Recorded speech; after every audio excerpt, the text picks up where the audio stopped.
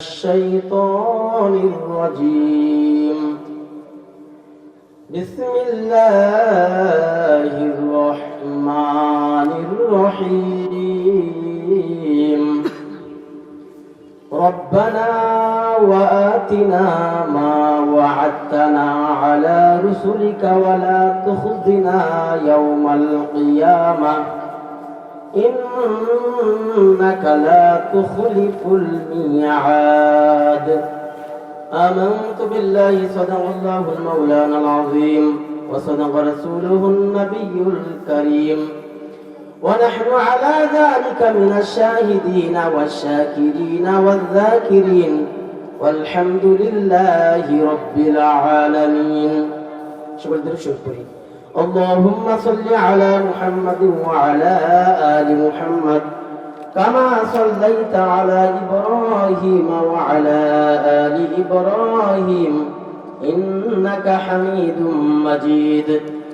اللهم بارك على محمد وعلى آل محمد كما باركت على إبراهيم وعلى آل إبراهيم إنك حميد مجيد.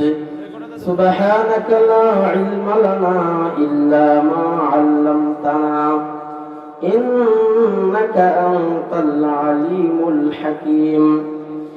رب اشرح لي صدري ويسر لي أمري واحلل عقدة من لساني يفقهوا قولي. الحمد لله.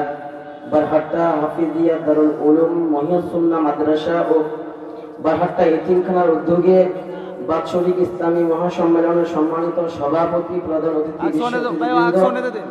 মাইকের আওয়াজে শ্রবণরত মুরব্বী বাবারা, সমবয়সী যুবক ভাইয়েরা, প্রধানতলে মা ও বোনেরা, আল্লাহ পাক রব্বুল আলামিন দরবারে লাখ কোটি শুকর যে আল্লাহ তাআলা আমাদেরকে এরকম একটা দ্বীনি মাজলিসের ব্যবস্থা করছেন, সেজন্য আল্লাহ তাআলা দরবারে শুকরিয়া আদায় করি বলে আলহামদুলিল্লাহ।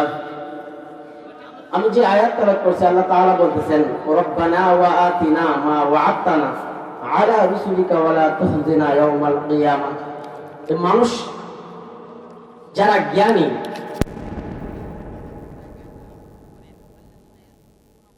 কিয়ামাও ওয়া কুউদান ওয়া আলা জুনুবিহিম, যে জ্ঞানী তো তারা যারা বসতে উঠতে বসতে শুইতে সর্ব অবস্থায় আমাকে স্মরণ করে। এবং এই আয়াতের মধ্যে আল্লাহ তাআলা বলতেছেন রব্বানা ওয়া আতিনা মা ওয়া'আদতানা আলা রুসুলিকা। জ্ঞানীর মধ্যে তারাও একটা জ্ঞানী যারা বলে রব্বানা ওয়া আতিনা মা ওয়া'আদতানা আলা রুসুলিকা, ও আল্লাহ আপনি রাসূলের মাধ্যমে যা ওয়াদা করেছেন তা আমাদেরকে দান করুন। ওয়ালা তুখজিনা ইয়াউমাল কিয়ামা, এবং কিয়ামতের ময়দানে আমাদেরকে লাঞ্ছিত করিয়েন না। কিয়ামতের ময়দানটা কেমন হবে, কিয়ামত সম্পর্কে আল্লাহ রাসূল সাল্লাল্লাহু আলাইহি ওয়াসাল্লাম গুস্ত খাচ্ছিলেন। আল্লাহ রাসূল রানের গুস্ত খুব পছন্দ করতেন। যখন খাইতেছেন আল্লাহ রাসূল বলতেছেন আনা সাইয়্যিদুন নাস ইয়াউমাল কিয়ামা। আল্লাহ নবী বলেন কাল কিয়ামতের ময়দানে আল্লাহ তাআলা আমাকে নেতা বানাইবেন। আমি হলাম সমস্ত মানুষের নেতা, আল্লাহ তাআলা আমাকে নেতা বানাইবেন। কাল কিয়ামতের ময়দান কেমন হবে? কাল কিয়ামতের ময়দান এমন মুসিবতের ময়দান, সমস্ত মানুষদেরকে একত্রিত করা হবে।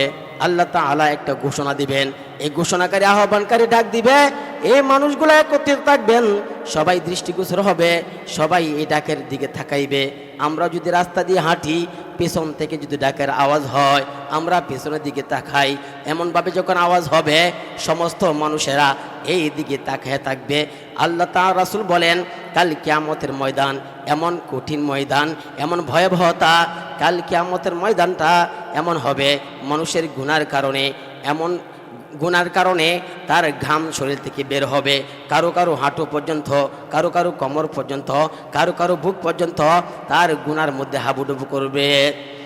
এই কাল কিয়ামতের ময়দানে এত কঠিন ময়দান, একজন আরেকজনকে বলবে আমাদেরকে এইভাবে থাকাটা আমাদের জন্য কষ্টকর, আল্লাহ তাআলার কাছে সুপারিশ করা দরকার, আমাদের জাহান্নামে হয়ে যায়, তবু আমাদের আফসোস নাই, আমাদের বিচার হয়ে যাক, এমন কঠিন মুসিবত আর সহ্য হয় না, আমাদেরকে একটা ক্লিয়ার কাট হয়ে যাক, আমরা জান্নাতি হব নাকি জাহান্নামী হব। এভাবে তারা সমস্ত মানুষেরা একত্রিত হইয়া আলাইকুম বিআদম, তারা পরামর্শ করবে আমরা আদম আলাইহিস সালাতু ওয়াস সালামের কাছে যাই। আদম পয়গম্বরের কাছে সামনে গিয়া সমস্ত মানুষ দাঁড়াইবে, আর বলবে আনতা আবুল বাশার, ও আবুল বাশার, আপনি হলেন সমস্ত পৃথিবীর মানুষের বাবা, আপনি হলেন প্রথম মানুষ এবং প্রথম নবী, আপনাকে আল্লাহ তাআলা নিজে কুদরতি হাতে সৃষ্টি করছেন। ও বাবা আদম, আমাদের তো আর সহ্য হয় না, আমাদের জন্য সুপারিশ করেন। আল্লাহ তাআলা আমাদেরকে একটা জিনিস দেয়া দাও, আমাদের সুপারিশ হয়ে যাক। আদম পয়গম্বর বলবেন আমি তোমাদের জন্য কিভাবে সুপারিশ করব। আল্লাহ তাআলা এমনভাবে রাগান্বিত, পৃথিবীর শুরু থেকে এখন পর্যন্ত আর কখনো এমনভাবে রাগান্বিত হন নাই, আর ভবিষ্যতে হবেন না এমনভাবে রাগান্বিত। আমি কিভাবে বলবো, কারণ আল্লাহ তাআলা আমাকে জান্নাতে বসবাস করার জন্য বলেছেন। ওয়া আদম উসকুন আনতা ওয়া যাওজুকাল জান্নাতা, আদম পয়গম্বরকে বলবেন ও আদম এবং হাওয়া আপনারা জান্নাতে প্রবেশ করেন, আপনার জান্নাতে বসবাস করেন। আদম উসকুন আনতা ওয়া যাওজুকাল জান্নাতা ফাকুলা মিন হাইসু শি'তুমা ওয়া লা তাকরাবা, আপনারা জান্নাতে বসবাস করবেন, জান্নাতের নাজ নিয়ামত ভোগ করবেন। ওয়া লা তাকরাবা হাযিহিশ শাজারা, ওই যে দেখা যায় ঘাস, ওই গাছের নিকটবর্তী হবেন না, এই গাছের নিকটবর্তী হওয়া যাবে না। ওয়ালা তাকরাবা হাযিহিশ শাজারাতা ফাতাকুনা মিনাজ জালিমিন, যদি আপনি গাছের নিকটবর্তী হন আর এই গাছের ফল যদি আপনি ভক্ষণ করেন তাহলে আপনি জালিমদের অন্তর্ভুক্ত হয়ে যাবেন। ইয়া আদম পয়গম্বর বলবেন আমার দ্বারা একটা ত্রুটি হয়ে গেছে, আমি আল্লাহর কাছে সুপারিশ করতে পারবো না, তোমরা যাও নূহ পয়গম্বরের কাছে যাও, সে যদি তোমাদের জন্য সুপারিশ করে। সমস্ত মানুষেরা নূহ পয়গম্বরকে বলবেন ও পয়গম্বর নূহ, আপনি তো আল্লাহ তাআলা আপনাকে শরীয়তের নবী বানাইছেন, শরীয়তের প্রথম নবী। শরীয়তের প্রথম নবী কেন বলা হয়? কারণ আদম আলাইহিস সালাতু ওয়াস সালাম থেকে নূহ পয়গম্বর আগ পর্যন্ত হারাম হালাল এমনভাবে মানুষকে বাছাই করা লাগতো না, কারণ কেউ শিরিক করতো না, কেউ আল্লাহর সাথে কাউকে অংশীদার স্থাপন করতো না, আল্লাহকে একাত্মবাদ স্বীকার করতো। এজন্য তাকে শরীয়তের নবী বলা হয়। কারণ সালেহ আলাইহিস সালাতু ওয়াস সালামের যুগে ওয়াদ্দাউ ওয়ালা সুওয়া ওয়ালা ইয়াগুস ওয়া ইয়াউক ওয়া নাসরা, এই 5টা দেবী তাদেরকে পূজা করতো, তাদের মূর্তি বানাইয়া তারা পূজা করছে। এজন্য আল্লাহ তাআলা এই নূহ আলাইহিস সালাতু ওয়াস সালামকে শরীয়তের প্রথম নবী বলা হয়। নূহ পয়গম্বরকে বলবেন ও নূহ পয়গম্বর, আমাদের এই হালত আল্লাহ তাআলার কাছে বলেন আমাদের জন্য সুপারিশ করেন।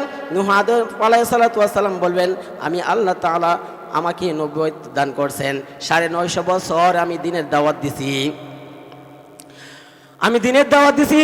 ক্বালা রাব্বি ইন্নী দাআউতু কওমি লাইলান ওয়া নাহারা, এই নূহ পয়গম্বর বলবেন আমি মানুষকে দাওয়াত দিছি, রাতেও দাওয়াত দিছি, দিনেও দাওয়াত দিছি, আমার দাওয়াত তারা গ্রহণ করে নাই। ফালাম ইয়াজিদহুম দুআই ইল্লা ফিরারা, তারা আমার দাওয়াত পাইয়া তারা আমার দাওয়াত গ্রহণ করে নাই, পলায়ন করছে। এজন্য আমিও আল্লাহর কাছে সুপারিশ করতে পারবো না।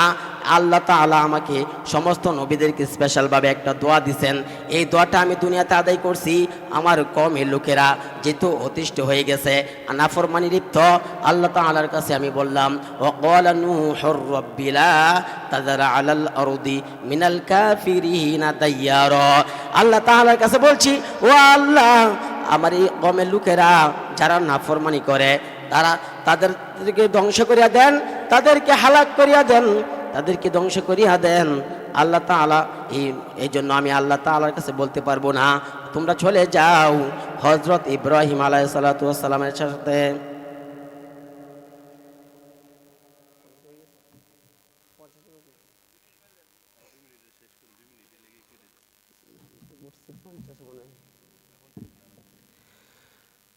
তো ইব্রাহিম আলাইহিস সালাতু ওয়াস সালাম বলবেন আমিও পারবো না, কারণ আমার দ্বারা 3টা কথা হয়ে গেছে এমন, নিজেদেরকে দোষী মনে করতেছে, কিন্তু নবীরাও কোনো ভুল করে নাই। এই ইব্রাহিম আলাইহিস সালাতু ওয়াস সালামের কওমের লোকেরা তারা মূর্তি পূজায় লিপ্ত, মেলায় যাবে। ইব্রাহিম পয়গম্বর বলেন আমি অসুস্থ, এখন অসুস্থ মুফাসসিরিন কেরাম বলেন এটা নবীর ভুল কথা বলে নাই, মিথ্যা বলে নাই। কারণ মানুষ অসুস্থ হয় দুইভাবে, একটা হলো শারীরিক আর একটা হলো মানসিক। শারীরিক হলো নবুয়ত পাইয়া তার উম্মত যদি ভুল পথে আঠে, তারা যদি মূর্তি পূজা করে, আল্লাহকে বাদ দিয়া যদি মূর্তি পূজা করে, এটা তো মানসিকভাবে অসুস্থ। এজন্য বলছেন আমি অসুস্থ, আমি পারবো না, তোমরা চলে যাও হযরত ঈসা আলাইহিস সালাতু ওয়াস সালামের কাছে। এবং ঈসা আলাইহিস সালাতু ওয়াস সালাম বলবেন তুমি চলে যাও হযরত মুহাম্মদ সাল্লাল্লাহু আলাইহি সাল্লামের কাছে। এই নবীর কাছে যাওয়ার পর নবী সেজদায় পড়ে যাবেন। আল্লাহ তাআলা বলবেন ও পয়গম্বর মাথা উঠান, আপনি কি চান? আমি দুনিয়াতে দোয়া করি নাই, আপনি তো দোয়া একটা স্পেশাল ভাবে দোয়া দিয়েছিলেন। এই সমস্ত নবীরা দুনিয়াতে দোয়া করছেন, আমি আখিরাতের জন্য রেখে দিছি। আমি দোয়া করতেছি আমার উম্মতকে, আমার সমস্ত উম্মতকে জান্নাতবাসী করিয়া দাও। আল্লাহর রাসূল সাল্লাল্লাহু আলাইহি সাল্লামকে আল্লাহ তাআলা বলবেন ও পয়গম্বর সুপারিশ করেন, আপনার যাকে মন চায় তাকে নিয়ে জান্নাতে প্রবেশ করেন। সুবহানাল্লাহি ওয়া বিহামদি। সময় কম, যে কথা বললাম শুনলাম, প্রত্যেকে আমল করার তৌফিক দান করুন, আমিন।